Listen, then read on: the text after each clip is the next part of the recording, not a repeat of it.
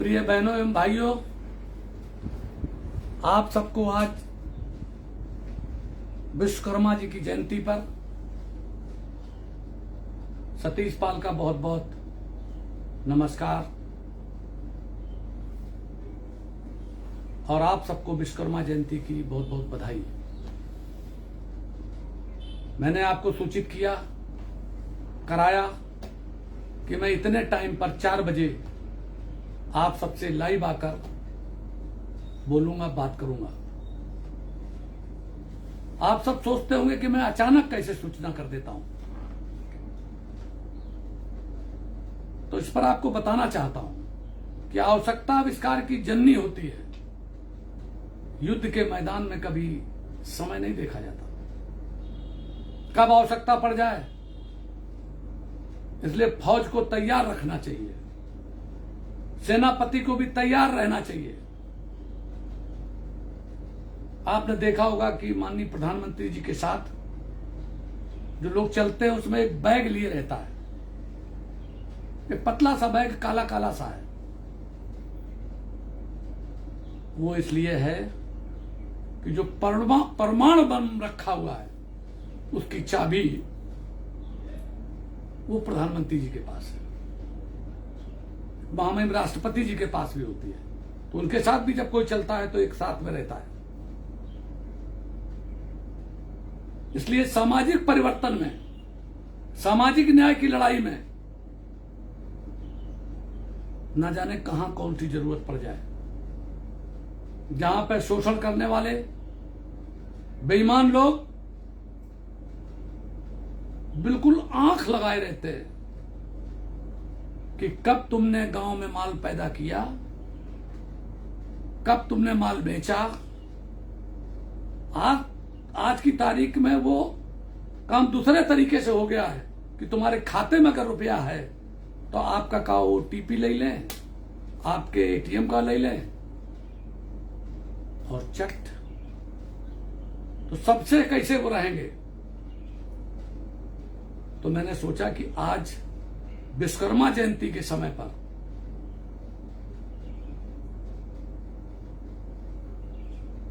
प्रधानमंत्री जी ने, श्री नरेंद्र मोदी जी ने आज एक बहुत बड़ा काम किया है। एक यशोभूमि करके एयरपोर्ट के पास दिल्ली में, द्वारिका में एक जगह बनाई और वहां पर एक विश्वकर्मा समाज बनाया। वैसे तो विश्वकर्मा भगवान का नाम है, क्योंकि उस समय पर जो अपना धर्म है, सनातन धर्म, उसमें कहा जाता कि भगवान कृष्ण ने जब वो सुदामा से उनके यहां से चले तो उन्होंने विश्वकर्मा जी को आदेश कर दिया कि द्वारकापुरी बना दी जाए, और द्वारकापुरी मिनटों में बन के तैयार। मैं उस अंधविश्वास की पुष्टि नहीं करता कि मिनट में तैयार हो सकता है भाई, क्योंकि आज की तारीख में अभी इसरो की तरफ से जो वो पहुंच गया चंद्रमा पे। चंद्रमा हम लोग कहते हैं कि वो दिखाई दे रहा है, अब वो चंद्रमा पे विमान पहुंच गया, अब सूरज पे पहुंच रहा है। पहले ये कहा जाता था, कहा गया जाता, तमाम शास्त्रों में लिखा कि सूरज पूरब में उगता है, पश्चिम में डूबता है। एक विद्वान था विदेश का, उसने कहा नहीं, सूरज स्थिर है, पृथ्वी उसकी चक्कर लगाती है। तो वहां के जो ईसाई की वो थी रूस में, उसको फांसी पर चढ़ा दिया गया। बाद में पता चला वैज्ञानिकों ने जब किया कि नहीं, सूर्य स्थिर है और पृथ्वी घूमती है। क्योंकि हकीकत में सूर्य घूमता हुआ दिखाई देता है, पृथ्वी घूमती भी नहीं दिखाई देती है। लेकिन हकीकत क्या है कि सूर्य स्थिर है, पृथ्वी उसकी परिक्रमा लगाती है। इसी तरीके से दोस्तों, कबीरदास जी ने भी कहा है कि रंगी को नारंगी कहे, तरमाल को खोया, चलती को गाड़ी कहे, देख कबीरा रोया। तो आज जब श्री नरेंद्र मोदी जी ने, भारत के यशस्वी प्रधानमंत्री ने, गरीब के घर में जन्मा बेटा, जिसकी मां पोछा लगाती थी, जिसके पिता चाय बेचते थे, उसका बेटा जब भारत की प्रधानमंत्री बना, ये बात मैं जानता था। अति पिछड़े समाज में पैदा हुआ। मेरी उनसे भेंट हुई थी तिरवा में, जब मैंने ये बात कही एक सज्जन को कि मैं अति पिछड़े का माननीय प्रधानमंत्री जी से बात करूंगा कि अति पिछड़े समाज का आरक्षण अब की बार अलग कर दे। और जैसे ही मैंने कहा वैसे उधर माइक पर बोले कि मैं अति पिछड़े समाज से आता हूं। आज जो कन्नौज के जिलाध्यक्ष बने वीर सिंह भदौरिया जी, वो हमारे बगल में खड़े थे, हमारे गले में चिपट गए कि भाई साहब जो आपने कहा हो तो प्रधानमंत्री जी ने बोल दिया। हमने कहा मैं कहूंगा जरूर। मैंने सोचा विचारा, बाद में उनसे कहा तो प्रधानमंत्री जी ने मुझसे कहा था कि आपने यहां बोला, वो बात मेरे पास वहां पहुंच गई, मैंने वहां पर मंच से बोल दिया। दोस्तों, जब कोई गरीब घर में पैदा होता है, हम लोग गरीब घर में पैदा हुए, किसान के बेटे हैं, गडरिया के बेटे हैं, गडरिन के कोख से पैदा हुए। हमने दूध भी बेचा है, हमने किसानी भी की है, हमने खेती भी की है, हमने हल चलाया, हमने मड़ाई की। तो हम किसान के यहां की भी बात जानते हैं। हमने दुनिया के तमाम देश देखे, राजनीति में मैं प्रधान से मंत्री तक रहा। तो ये सारे तजुर्बे आज की तारीख में जो कुछ है वो मुझे आपको देना है। तो जो वाल्मीकि, जो उनकी जो जयंती आज है, विश्वकर्मा जयंती, तो विश्वकर्मा समाज जो आज माननीय प्रधानमंत्री जी ने बना दिया है, उसके लिए मैं उनका आभार व्यक्त करना चाहता हूं। एक नामकरण कर दिया है कुशल कारीगरों का, जो गांव में हल बनाने का काम करता था, उस बढ़ई के लिए। जो हल में लगने वाला जो फाल जिसको कहते हैं, फारो नुकीला जो जोतता है, उसको बनाने वाले को लोहार कहते हैं। कटिया काटने वाली जो उसकी वो लगती थी गड़ासी, हाथ से काटते थे वो गड़ासी, वो भी पिटने जाती थी तो लोहार ही पीटता था। और जब मशीनें आई तो उसमें भी होता तो उसको भी पिटाया जाता था, उसको भी। जो देलिया बनती है, जो हुंडा बनता है, इस तरीके के 17 लोग, दर्जी, माली, और मैं तो कहूंगा कि गडरिया भी उसी में शामिल होना चाहिए। क्योंकि गडरिया जो भेड़ चराता था, तो भेड़ के बाल हर आदमी नहीं काट सकता, उसको भी इसमें शामिल करा जाना चाहिए था। मैं मांग करता हूं इस बात की। क्यों? क्योंकि उसमें आज जो प्रधानमंत्री जी ने घोषणा की है, ऊंची भी शामिल है। यद्यपि ये शेड्यूल कास्ट में होता है अपने यहां, कहीं पर ही दूसरी जगह पर दूसरे में भी है, बैकवर्ड में है।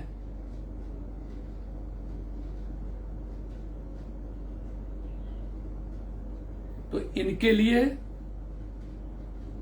ट्रेनिंग की व्यवस्था, 500 रुपया रोज दिए जाएंगे जितने दिन ट्रेनिंग दी जाएगी। फिर 15,000 रुपया के निःशुल्क 15,000 रुपया दिए जाएंगे। वो अपने औजार को खरीदेगा।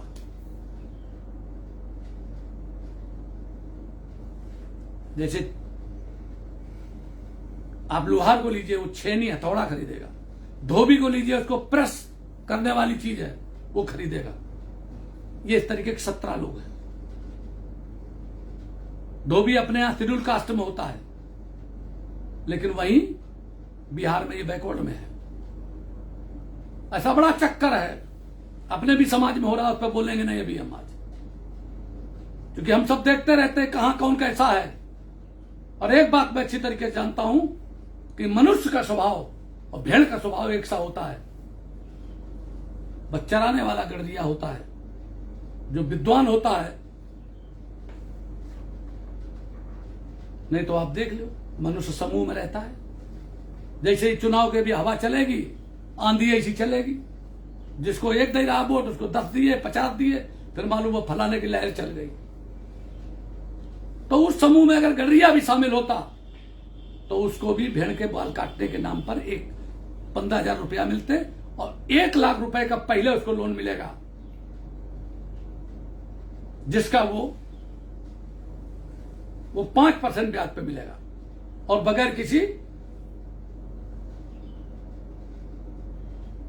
मतलब गारंटी के मिलेगा। मोदी जी ने कहा गारंटी मोदी जी की है। ये रुपया अगर मिल जाता गडरियों को तो 1 लाख रुपया की वो भेड़ें खरीदता और उसके बाद उनके बाल काटता, ऊन बेचता। हालांकि ऊन जो है वो मारी मारी घूम रही है, कोई नेता को नहीं दिखाई देता। बड़े बड़े नेता हैं, कोई सरकार में बैठे हैं कि ये कोई बात मुख्यमंत्री जी से कहे, प्रधानमंत्री जी से कहे, लोकसभा में उठाए कि आखिर ये ऊन 25 रुपया में, 10 रुपया में, 15 रुपया में क्यों मारी मारी घूम रही है, इसको सरकार खरीदे। तो आज जो समूह बना, विश्वकर्मा समूह बना, अब वो अपनी जातियों को तोड़ करके अगर विश्वकर्मा सब लिखने लगे और फिर इकट्ठे होकर के अगर वोट देने लगे तो उन्हीं में से फिर मुख्यमंत्री होगा, उन्हीं में से आगे की तारीख में होगी। ये बात आज मैं आपको बताने के लिए मैंने कहा है। दोस्तों, ऐ गडरियों, आप लोग इस विश्वकर्मा समाज के साथ मिलिए। इनके मैं नौजवानों से कहना चाहता हूं, इनकी सेवा कीजिए, आप इनको लोन दिलवाइए, इनकी सेवा कीजिए, इनके लिए ट्रेनिंग दिलवाने का काम कीजिए और इनके साथ कोई बेईमानी न करने पाए उसके लिए करिए। और मिल के रहोगे तो मैंने इनके लिए आरक्षण की व्यवस्था कराई थी। श्री राजनाथ जी से 2001 में जब वो मुख्यमंत्री थे उत्तर प्रदेश के, अब पिछड़े के उसमें, क्योंकि पिछड़े समाज को, जो पिछड़े वर्ग के लोग हैं, उसमें जो संपन्न जातियां हैं वो सब अब पिछड़े का माल मार ले गई, खा गई। कोई IAS IPS नहीं हुआ, एक आध कोई दुई हुई गए तो ही गए। ये जितने भी विश्वकर्मा समाज की जितनी भी आज की तारीख की हैं, इनमें कोई नहीं हो पाया, बहुत कम। अगर हुआ भी है, इसमें सुनार भी शामिल है। ये जो मैं उस पर डलवा दूंगा उसकी सूची। तो आज दोस्तों आपसे कह रहा हूं कि सरकारी योजनाओं का फायदा उठाइए। असंगठित क्षेत्र के श्रमिक के उसमें 45 जातियां हैं, इसमें नाई भी है जो भी विश्वकर्मा वाले में है, और असंगठित क्षेत्र वाले में भी नाई है। अगर उसमें कोई आदमी मरता है तो उसको उसका 2 लाख रुपए का बीमा, अगर वो असंगठित क्षेत्र के उसमें उसका रजिस्ट्रेशन है। कोई भी अगर आपके यहां CSC सेंटर है, उससे असंगठित में अपना रजिस्ट्रेशन करा लो, बहुत जल्दी आपके खाते में रुपए आने वाला है। ये बहुत सी योजनाएं हैं दोस्तों। मैं चाहता हूं कि जो 826 लाख हैं उसमें हर गांव से एक एक आदमी ऐसा नेता बने जो आपके गांव में रहने वाला गडरिया और ये विश्वकर्मा समाज की जितनी जातें हैं, इन जातों के सारे सरकारी योजनाओं के उस तक पहुंचाओ। आप नेता भी बनोगे, आप पद भी पाओगे, आप प्रधान भी बनोगे, आप BDC सदस्य बनोगे, आप जिला पंचायत सदस्य बनोगे। अगर बुद्धिमान होगे तो MLA भी बनोगे, और अगर बुद्धिमान होगे तो MP भी बनोगे, और बड़े उनको भी ले जाओ। और एक चीज और आपके अंदर जो आएगी सबसे बड़ी, कि सामाजिक न्याय दिलवाएंगे, छुआछूत खत्म कराएंगे, गैर बराबरी खत्म कराएंगे, शोषण खत्म कराएंगे, और गडरियों को ऊपर ले जाके जातिवाद खत्म करते हुए सबको एक साथ न्याय दिलवाएंगे। यही आज सतीश पाल का ऐलान है दोस्तों। इसको मैं कराने के लिए 826 ब्लॉक में लोगों को करना चाहता हूं। जो जो लोग करना चाहें इस काम को, उनको मिले। मेरे फोन पर, मेरे यहां मानवेंद्र प्रताप का नंबर है, दिनकर प्रताप का नंबर है, और भी नंबर आपको मिलेंगे, इस पर हम डलवाते हैं। आप हमारे यहां मैसेज डालिए कि हम काम करने के लिए तैयार हैं। 826 ब्लॉक से सीधे सीधे 75 जिलों से लोग बाग हमको फोन करके अपना भेजें। जो जो काम करना चाहे उनकी सबकी मैं ट्रेनिंग कराऊंगा और उनको सबको काम दिलवाऊंगा। उनको जो लोग उस विश्वकर्मा समाज में आते हैं उनको सबको दिलवाऊंगा। और गडरियों के लिए भी, वो सबके लिए है, उसमें जात विशेष का नाम नहीं है। भेड़ और बकरी पे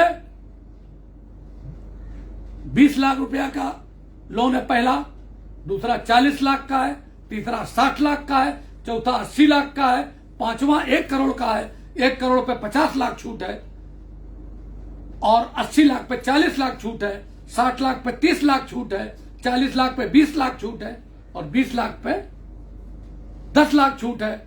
और 20 लाख वाला 100 बकरी, 40 लाख का 200, 60 का 300, 80 का 400 और 1 करोड़ के 500 बकरी, उन पे 25 बकरे हैं। 100 बकरी पे 5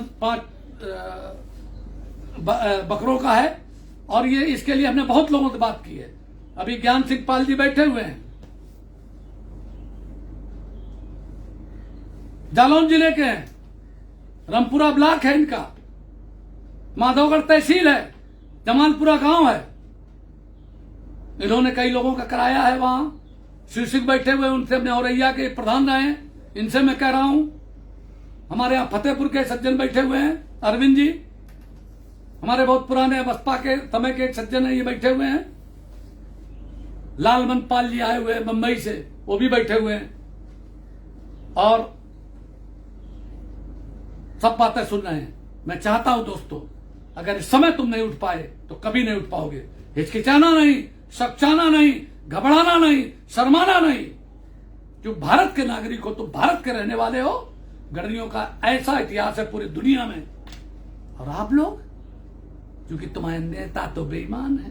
हम तो नेता हैं भाई, हम अपने बेईमान कह रहे हैं, दूसरे को नहीं कह रहे। एक बार ऐसा मामला हुआ था डबरा में, राधेलाल बघेल से पूछ लेना। स्वर्गीय राजाराम बघेल थे ग्वालियर के, दयाराम राम बाबू गडरिया का मामला था। उन्होंने कहा कि कोई नेता आज हम जाने नहीं देंगे अगर हमारी समस्या हल नहीं हुई। तब नेता बोले, अरे ये क्या कह रहे हो? मैंने कहा नहीं, बिल्कुल सही कह रहे हैं। और मैंने कहा कि बिल्कुल नहीं, मैं बिल्कुल नहीं जाऊंगा जब तक तुम्हारी समस्या हल नहीं हो जाएगी। दयाराम राम बाबू गडरिया के मामले में थी, लेकिन राजाराम बघेल से मैंने कहा तुम भी न जाना जब तक हम तुम्हारे सब लोग जितने 20-25 हजार आदमी था। जब सबने कहा नहीं जाएंगे, हमने मेरी बात मानोगे? कहले हाँ मानेंगे। हमने और किसी कहने में तो नहीं आओगे? बोले नहीं आएंगे। हमने कहा है पुलिस वालों, दयाराम राम बाबू गडरिया के मामले में तुम गरीबों को परेशान करते हो, और जब कोई रोड के ऊपर एक्सीडेंट हो जाता है तो उसके जेब के पैसे निकाल लेते हो खुद ही। है दोस्तों, आप लोग ईमानदार हो, ईमानदारी बनाए रखना, सत्य बोलना बनाए रखना, बहादुरी बनाए रखना। वो सब लोग जो आज की तारीख में अपने को चतुर चालाक कहते हैं, सब बेईमानी के तहत हुए हैं। बेईमानी से उन्होंने सीटें वो कर ली हैं, क्योंकि तुम्हारा आज दरोगा नहीं है, तुम्हारा आज एमएलए नहीं है, तुम्हारा आज एमपी नहीं है, तुम्हारा कोई एसपी नहीं है, इसलिए तुम्हारे साथ बेईमानी हो रही है। उस बेईमानी को से लड़ने के लिए सतीश पाल तैयार है। बस आप हमारा साथ देने के लिए तैयार हो जाओ। और लखनऊ में और दिल्ली की जो मैं बात करता हूं, अगर अपनी अपनी मोटरसाइकिलों से भी चल दोगे तो आम के आम गुठलियों के दाम हो जाएंगे। टूर भी कर लो, लोग आते हैं जर्मनी से, इंग्लैंड से, मोटरसाइकिल से, यहां पर सबके पहाड़ों में घूमते रहते हैं, यात्रा करते रहते हैं। आप घर से नहीं निकलते। बस ये बात मैं आपसे कह रहा हूं दोस्तों, आज हमारी बातें सुनने के बाद उनको गुनो, उनको समझो, विश्वकर्मा समाज की सूची बनाओ जो प्रधानमंत्री जी ने आज कही है। कल अखबार में पढ़िए, सोशल मीडिया पे देखिए, टेलीविजन पे देखिए, और हम भी करेंगे। हमने तो अपने बर्रा के मकान में कानपुर शहर में एक आवास बना रखा है, जिसमें काफी रहने की जगह है। मैं बहुत जल्दी आप लोगों का प्रशिक्षण का कार्यक्रम यहाँ शुरू कराऊंगा और आगे की रणनीति बताऊंगा। यही बात कहते हैं अपनी वाणी को विराम देता हूँ। सबको विश्वकर्मा जयंती की बधाई देता हूँ। नरेंद्र मोदी जी को भी उनके जन्मदिन की भी सबको बधाई देता हूँ। बहुत बहुत धन्यवाद। जय हिंद, जय भारत।